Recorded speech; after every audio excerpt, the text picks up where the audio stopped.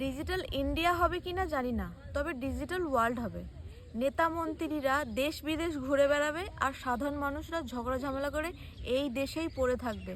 তার কারণ, কোনো ব্যক্তি যদি মনে করে কাজ, বিজনেস, ভ্রমণ পারপাসে বিদেশে যাবে, তখন ভিসা পারমিটের জন্য পাসপোর্ট ডকুমেন্ট ভেরিফিকেশনের সঙ্গে সঙ্গে সেই ব্যক্তির সোশ্যাল প্ল্যাটফর্ম স্ক্যান করে দেখা হবে যে সেই ব্যক্তি কোনো পার্টিকুলার ধর্ম, জাতি বা রাজনৈতিক উস্কানিমূলক ক্রিয়াকলাপ, দুর্নীতিমূলক কথাবার্তা সোশ্যাল মিডিয়াতে ছড়িয়েছে কিনা।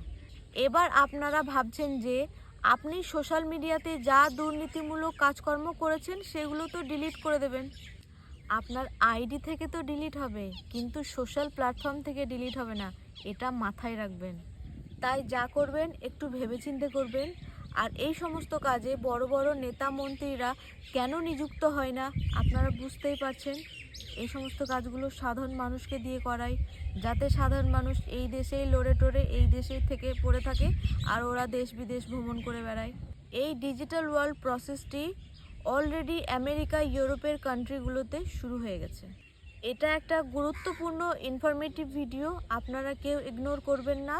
আপনাদের গুরুত্বপূর্ণ মতামত কমেন্ট সেকশনে অবশ্যই জানাবেন।